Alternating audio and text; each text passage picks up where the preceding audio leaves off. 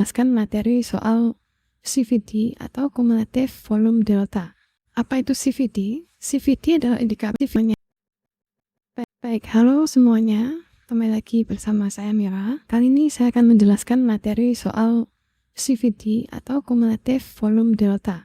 Apa itu CVD? CVD adalah indikator yang digunakan untuk mengukur selisih kumulatif antara volume beli atau agresif dan volume jual yang agresif dalam suatu periode waktu. Indikator ini membantu untuk melihat siapa yang lebih dominan di pasar antara pembeli atau penjual. Ini maksudnya lebih dominan itu dalam suatu pergerakan market ya. Nanti akan saya beri contohnya. Jadi CVD itu dihitung dari volume market buy dikurangi volume market sell. Ingat, volume market buy itu adalah aggressive buyers. Jadi dari market order buy, dan volume market sell itu dari aggressive sellers yang melakukan market order sell. Nilainya kemudian dijumlahkan secara kumulatif dari waktu ke waktu. Baik, kita langsung ke contohnya saja. Platform yang saya gunakan kali ini adalah Velo. Kalian bisa ke velo.xyz untuk melihat CVD. Untuk indikatornya, kalian bisa menggunakan Aggregated Spot Volume Dollars Cumulative Delta untuk melihat pergerakan dari spot, CVD spot, dan yang di bawah Aggregated Volume Dollars Cumulative Delta untuk melihat pergerakan dari perpetual. Ini yang perpetual, yang di bawah, yang di atas adalah yang spot. Untuk exchange bisa kalian pilih saja, kalian sesuaikan. Untuk kali ini saya memilih semuanya ya. Baik, sebagai contoh di sini kita bisa melihat ini di Bitcoin USDT dalam frame 5 menit. Lihat ya, kursornya kanan dan kiri itu sama atau selaras. Yang pertama kita bisa tandai di harga ini, kita bisa lihat kalau spot masih berjualan, sedangkan harga sudah naik. Terlihat perpetual sudah mulai membeli. Jadi kalian bisa tahu kalau di sini market sedang digerakkan oleh perpetual. Lalu ketika harga naik ke atas, kita juga bisa melihat kalau misalnya spot mulai membeli dan juga perpetual juga ikut membeli. Dan ketika sampai di koreksi yang ini, kita bisa lihat kalau misalnya CVD spot hanya melakukan retest pada CVD yang di sini. Sehingga kemudian spot melakukan pembelian lagi dan market naik ke atas. Baik, untuk sampai di sini bisa dipahami ya bagaimana alur dari pergerakan di candle-candle ini. Baik, jika misalnya kita bicara soal partisipasi agresif trader di market, kita juga bisa melihatnya dari CVD. Yang pertama, kita bisa lihat kalau CVD turun dan juga harga juga turun, begitu juga yang di perpetual. Jadi dengan ini kalian bisa tahu kalau misalnya memang untuk di perpetual sendiri lebih didominasi oleh agresif seller, dan spot juga mulai berjualan atau taking profit atau cut loss dan lain sebagainya. Intinya mereka berjualan atau menutup pembelian mereka. Kira-kira demikian. Baik, untuk strateginya sendiri, di sini ada CVD divergence. CVD divergence ini perlu kalian bandingkan dengan price actionnya sendiri. Yang pertama di atas ini itu ada lack of participants.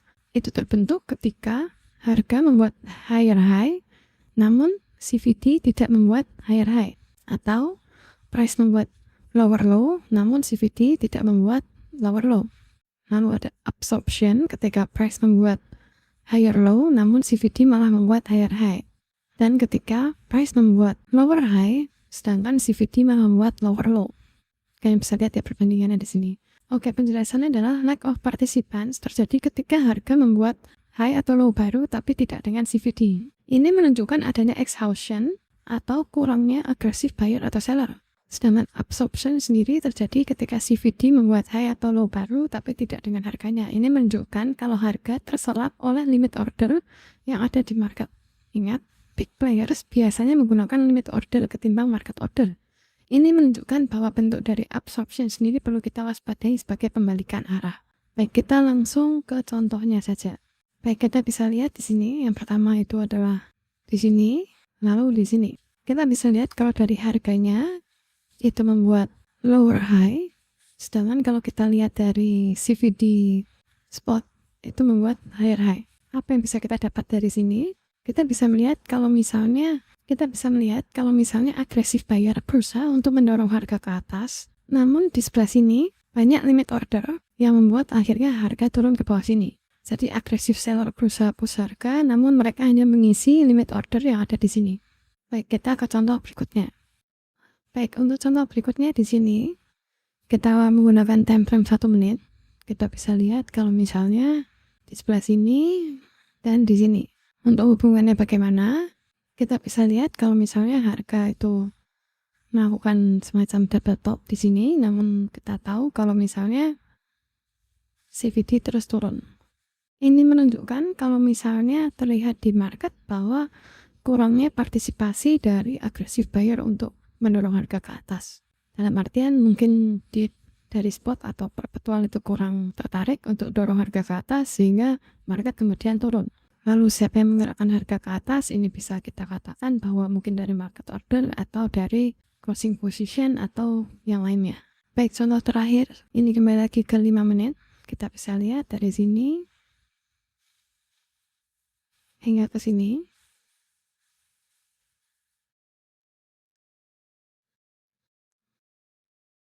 Kita bisa lihat kalau misalnya dari spot CVD spotnya itu melakukan penjualan ya. Namun kita bisa tahu kalau dari harga itu terjadi kenaikan. Ini menunjukkan bahwa penjualan yang dilakukan oleh spot atau aggressive seller di spot itu terserap oleh limit order yang ada di sini, sehingga harga melakukan kenaikan. Atau bisa juga kita asumsikan bahwa yang mendorong harga saat ini adalah dari perpetual. Baik, tadi itu contoh-contohnya. Sekarang untuk catatannya, yang pertama tidak disarankan untuk menggunakan CVD di time frame besar. Gunakan di time frame 1-15 menit untuk benar-benar melihat intensi dari aggressive trader. Yang kedua, sebagai strategi, kita bisa gunakan CVD ketika harga sampai di point of interest kita untuk melihat adanya CVD divergence. Jadi, kalian yang pertama tetap harus menentukan POI dulu ketika harga sampai ke point of interest kalian, baru kalian cek CVD untuk mencari apakah ada CVD divergence dan lain sebagainya. Ini bisa kalian jadikan sebagai entry trigger yang cukup baik juga selain dari footprint. Baik, mungkin cukup sekian dulu materi kali ini. Semoga bermanfaat untuk kalian semua. Sampai jumpa di materi berikutnya. Thank you semuanya.